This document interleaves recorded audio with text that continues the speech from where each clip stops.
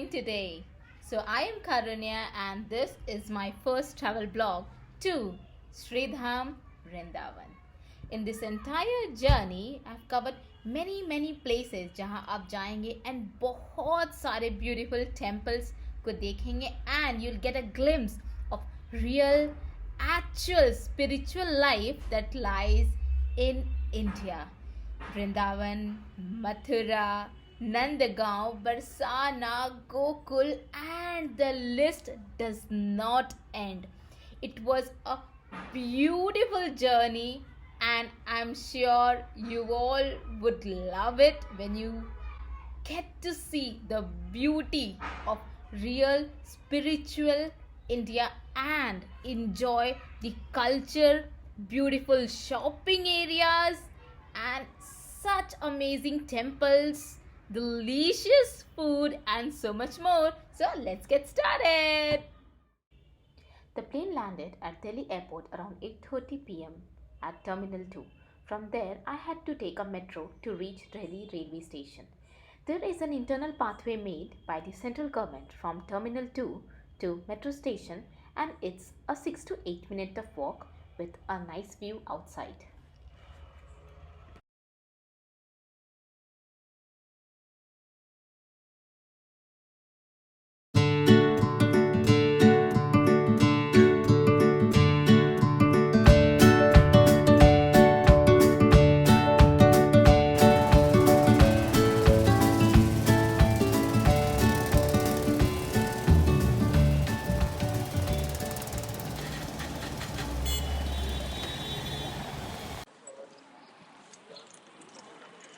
So friends, मैं यहाँ पहुँच गई हूँ new Delhi railway station.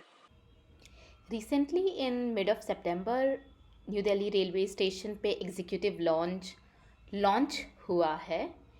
So basically, अब NDLS में there are two launches. One is in platform number 16, which is towards Ajmeri Gate, and another executive launch is in platform number 1, which is towards Paharganj. So जब भी आप metro से उतरोगे and you go towards the railway station, आपको flyover मिलेगा that will take you to gate number 16, and from there you have to walk all the way towards platform number 1, which is gonna be around 10 to 15 minutes of walk, and then you reach the launch. So I'm very excited to see because I have to stay overnight in the launch, and staying in a launch, railway station launch, is the first time. So let's check out the launch now.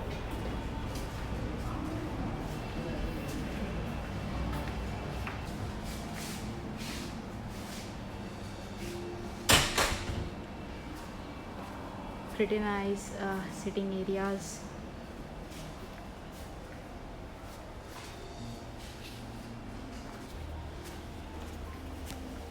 Sir is giving us a tour to this beautiful lounge here. The dining space, so you have like buffet and a la carte options both. Sitting areas.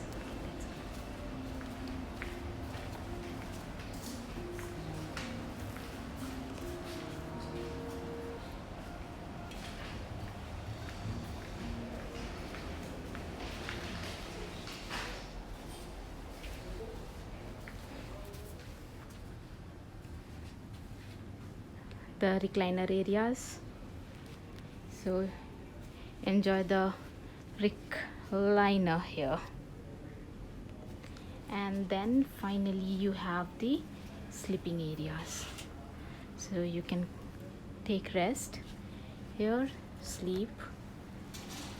So basically 2 sleeping areas, 1 2 3 4 5 recliners, and a lot of spaces for sitting. This also had changing room, shower room if you want to take shower and then get ready for your next trip. So overall, I had a good stay at the lounge and had some delicious food in the buffet and enjoyed my time. And then at 4:30 a.m. in the morning, next day in the morning, I left to meet my parents.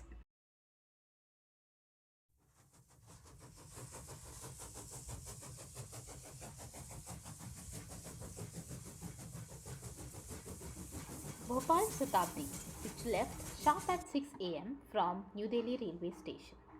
The journey was very comfortable and मैंने तो 1 hour की sleep भी ले ली.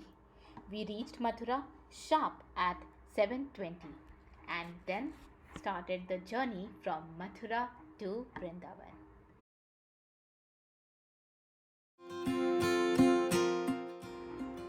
मथुरा से वृंदावन का सफ़र around 16 kilometres है. इसके लिए हमने विक्रम ऑटो बुक किया और हम 6 लोग विद आवर 8 to 9 लगेजेस पहुंच गए Vrindavan and the auto costed us around 300 bucks. हमारी होटल क्योंकि ऑलरेडी बुक थी विच वॉज गिरिराज सेवा सदन which is near Prem Mandir. We reach there and met our group which was Hare Krishna community and from there the yatra to the temples of Vrindavan started. In our day 1, we will be covering the 7 temples of Vrindavan.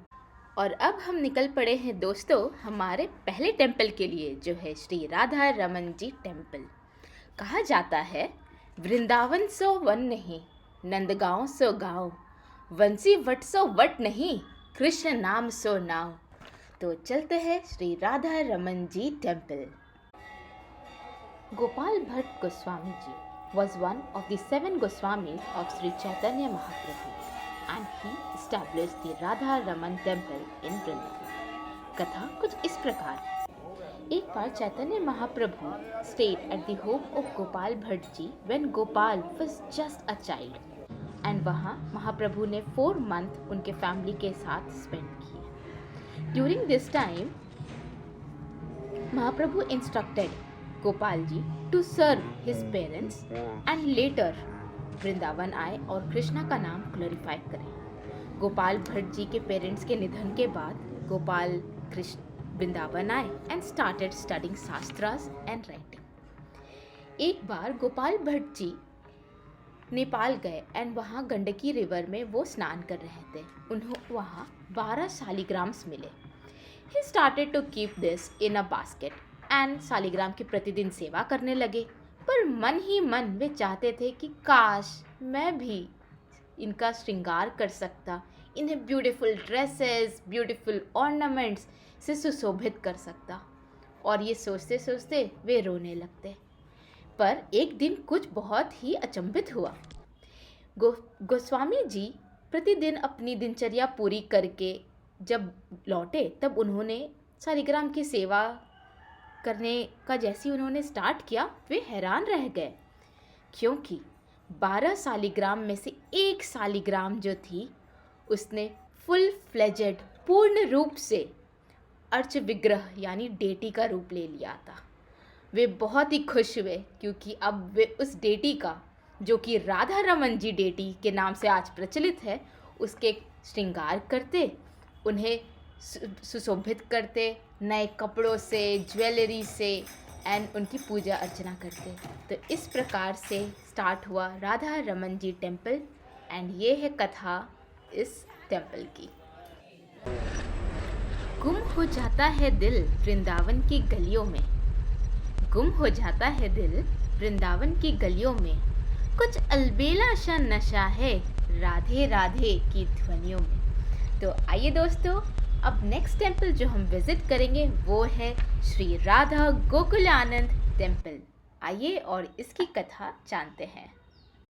Radha Gokulanand temple Radha Raman temple से around 1.5 kilometre की दूरी पे है और ये यात्रा हमने पैदल चल के कंप्लीट की जिसमें हमें अराउंड 15 to 20 मिनट्स लगे.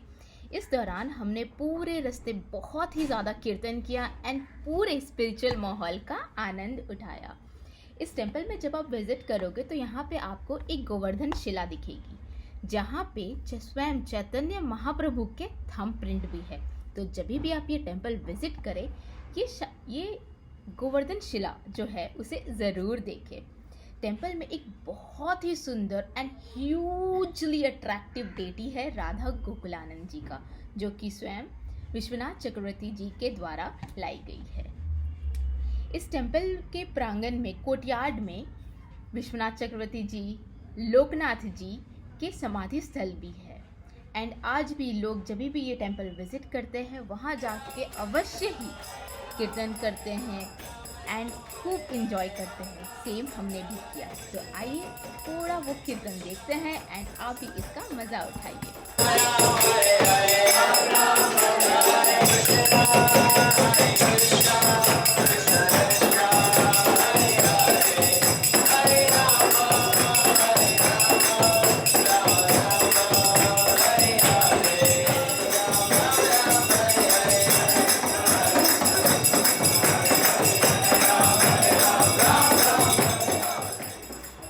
खूब कीर्तन किया और इसके बाद अब हम सब चल पड़े राधा गोपीनाथ जी के दर्शन करने। ये टेम्पल अराउंड 200 मीटर्स की दूरी पे है from Gokulanand temple and it took us just 5 minutes to reach there. इस टेम्पल की स्थापना मधु पंडित गोस्वामी जी ने की थी। श्री कृष्ण के ग्रैंडसन वज्रनभ ने 5000 ईयर्स पहले 3 डेटीज बनवाई थी। श्री कृष्ण के by the description provided by Parikshit Maharaj mother Uttara. फिर कई सालों बाद उस 3 डेटीज में से एक डेटी वंशी भट्ट वृंदावन में मिली and it had the same chest portion that Krishna had. बाकी जो 2 डेटीज थी उनमें से एक है गोविंद देव जी जिससे कृष्णा का फेस मिलता है एंड दूसरे हैं राधा मदन मोहन जी जिससे कृष्णा के लेग मिलते हैं। During Mughal era the original deity of Gopinath ji was taken to Jaipur. क्योंकि मुगल का आतंक बढ़ गया था तो यहाँ के आचार्यों और ऋषियों ने गोपीनाथ जी को वृंदावन से जयपुर ले गए थे। वृंदावन के गोपीनाथ जी के टेम्पल का जब आप दर्शन करने जाएंगे तो उनके लेफ्ट साइड खड़ी है अनंगा मंजरी जो कि राधा रानी की छोटी बहन है एंड राइट साइड है श्रीमती राधा रानी। मधु पंडित गोस्वामी जी इस टेम्पल में गोपीनाथ जी की सेवा करते थे एंड आज भी उनकी समाधि इसी टेम्पल में आपको मिलेगी। तो जाएं और इस टेम्पल का आनंद लें। इन सभी टेम्पल्स के दर्शन करते हुए बज गए थे दोपहर के 2 बजे। इसके बाद हमने लंच लिया और फिर थोड़ा सा आराम करके 4:30 अराउंड हम निकल गए बाकी टेम्पल्स के दर्शन करने। Near Govind Dev ji temple there is 64 mahant samadhi temple. 64 means 64। कहा जाता है राधा रानी की 8 क्लोज फ्रेंड्स थी जो प्रतिदिन राधा रानी की सेवा में लगी रहती थी और उन सभी 8 क्लोज फ्रेंड्स की 8 सेविकाएं थी जो उनकी सेवा करती थी। तो ऐसे हो गए टोटल 64। इस टेम्पल में सभी 64 आचार्यस उनको महंतों की समाधि है। जब भी भगवान इस पृथ्वी पर अवतरित होते हैं ये सभी 64 महंत उनकी सेवा में लग जाते हैं। द्वापर युग में ये सभी 64 महंत वृंदावन में थे और कलयुग में ये सब नवद्वीप धाम चले गए चैतन्य प्रभु की सेवा में। बाद में जब चैतन्य महाप्रभु वृंदावन आए वे इन सब 64 महंतों को वापस लाया और कहा कि जब तक वृंदावन रहेगा तब तक आप सभी 64 महंत यहाँ वास करेंगे। आज भी पहले गोविंद देव जी को भोग लगाया जाता है और फिर सभी 64 महंतों को भोग लगाते हैं। यहाँ के पुजारी जी ने हमें यह कथा सुनाई जो कि काफ़ी दिलचस्प थी। फिर हमने खूब कीर्तन किया और उसके बाद चले गए गोविंद देव जी के दर्शन को। गोविंद देव जी टेम्पल 16वीं शताब्दी में राजा मान सिंह के द्वारा बनाई गई थी। यह टेम्पल रेडस्टोन का है जिसे अकबर ने प्रोवाइड किया था। गोविंद देव जी का फेस कृष्णा से मिलता है। कहा जाता है कि औरंगजेब के शासन में उसने 70 किलोमीटर दूर वृंदावन से दूर आगरा में बैठे बैठे देखा कि बहुत दूर एक जगह से रोशनी प्रकाशित हो रही है। क्योंकि ये टैवन 7 माला का था तो बहुत ही भव्य और विशाल दिखता था। औरंगजेब ने बड़ी ही क्रूरतापूर्वक 7 में से 4 माला डिमोलिश करवा दी और आज भी इस टेम्पल में आपको 3 फ्लोर्स यानी 3 फ्लोर ही मिलेगा।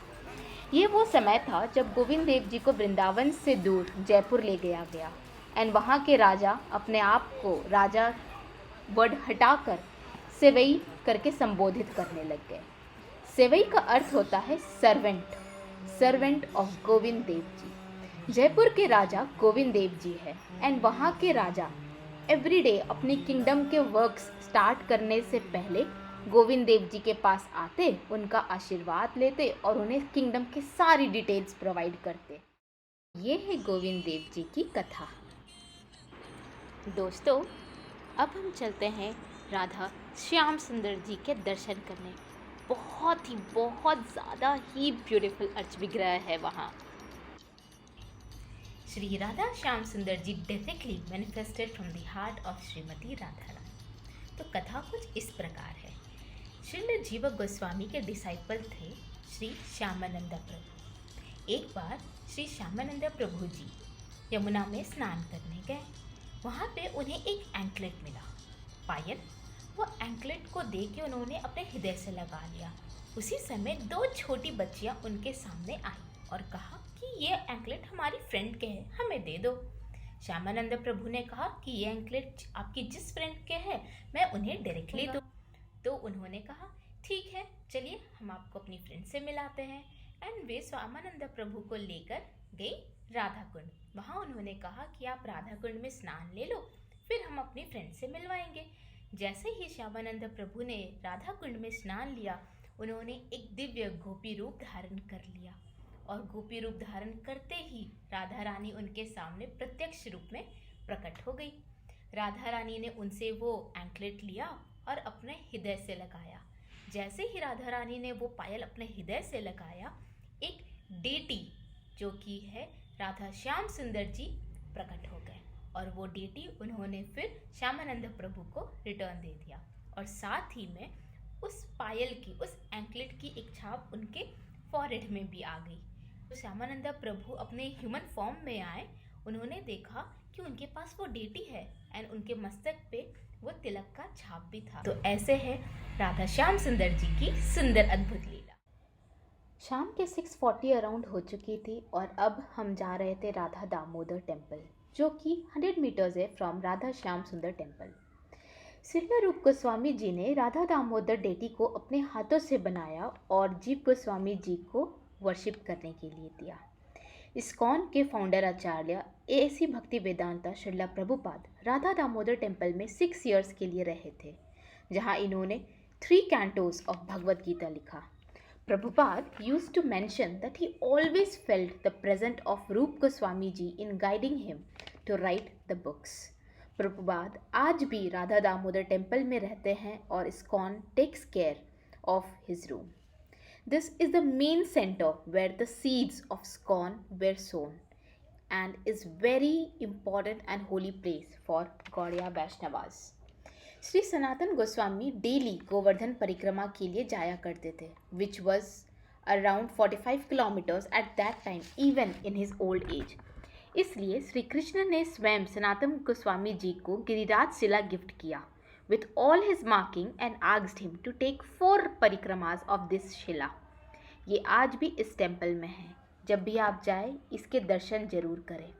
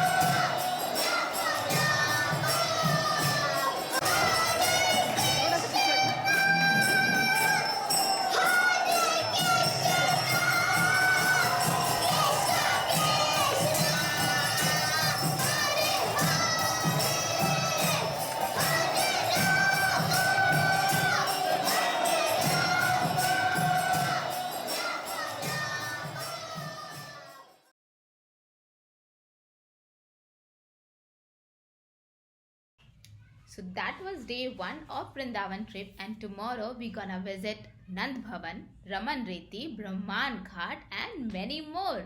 So stay tuned for tomorrow, day 2 of Vrindavan. For today, goodbye.